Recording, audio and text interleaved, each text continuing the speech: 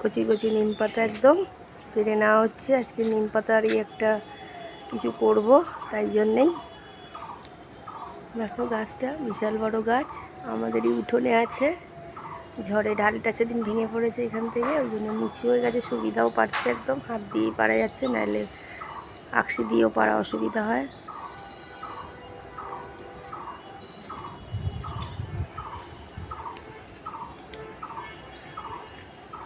এই দেখো কচি কচি একদম পাতা, দেখলেই তো তোমরা, একদম কচি কচি পাতা ছিঁড়ে নিয়েছি। পাতাগুলোকে এবার একদম ডাটা থেকে ছাড়িয়ে নেব এরকম করে সব কটা।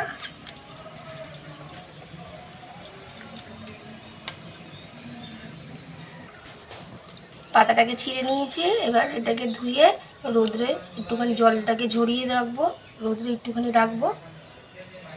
বেগুন নিয়ে নিয়েছি, ছুরিও নিয়ে নিয়েছি, বেগুন দিয়েই করব আজকের রেসিপিটা, করব নিম বেগুন। হ্যালো ফ্রেন্ডস, আমি তনুশ্রী। প্রতিদিনের মতন আমার রান্নাঘরে আবার একটা রেসিপি নিয়ে হাজির হয়ে গেছি। আমার রেসিপিটা দেখার জন্য সবাইকে জানাই স্বাগত। আশা করি তোমরা ভালোই আছো, তোমাদের ভালোবাসায় আমিও ভালো আছি। দেখো বেগুনটাকে ঠিক পাতলা পাতলা করেই কাটবো।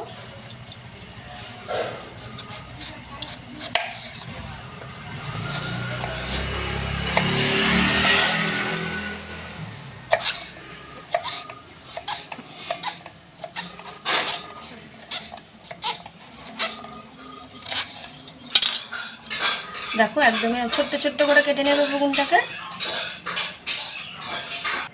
বেগুনটা কেটে নিলাম তাহলে ঝিরিঝিরি করে। আর এইবার পাতাটাকে ধুয়ে একটুখানি রোদ্রে শুকিয়ে নেব।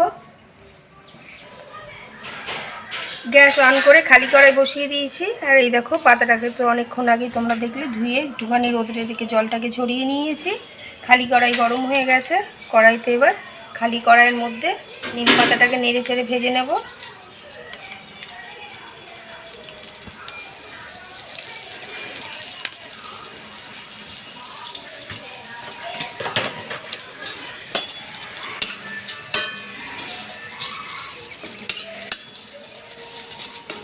ঠিক যতক্ষণ না কড়কড়ে ভাবটা হয়।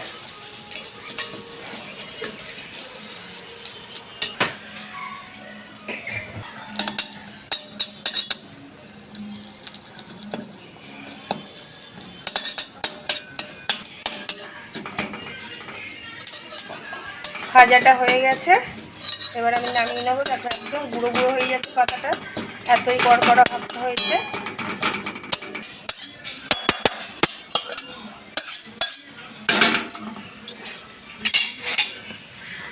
খালি কড়াই আবার বসিয়ে দিয়েছি। কড়াইতে দিয়ে দেবো এবার সর্ষের তেল। তেলটার পরিমাণ একদম অল্প।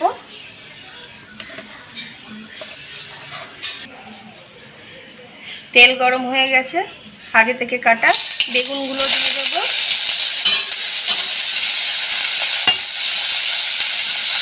অল্প একটু হলুদ দিয়ে দেবো,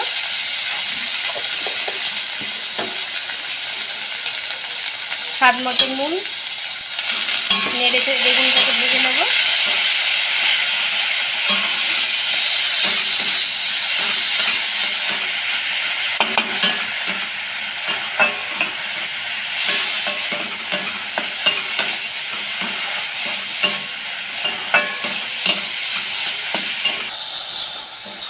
বেগুনটা দেখো একদম নরম হয়ে গেছে, বেগুন তো তাড়াতাড়ি নরম হয়ে যায়, লাল লালও হয়ে এসছে বেগুন ভাজাটা। দারুণ লাগে এরকম বেগুন দিয়ে নিম পাতা, যেটাকে আমরা বলে থাকি নিম বেগুন ভাজা, খুবই ভালো লাগে। আর এখন তো খুব উপকারী এটা খাওয়া, এই সময়টা সবারই খাওয়া উচিত।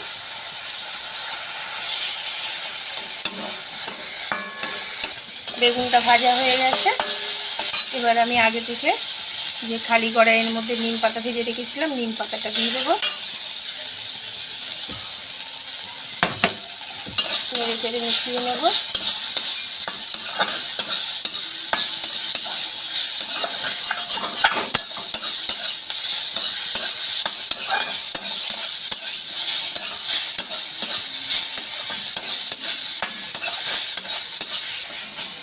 ব্যাস, আমার নিম বেগুন ভাজা হয়ে গেছে। এবার আমি এটাকে নামিয়ে নেব।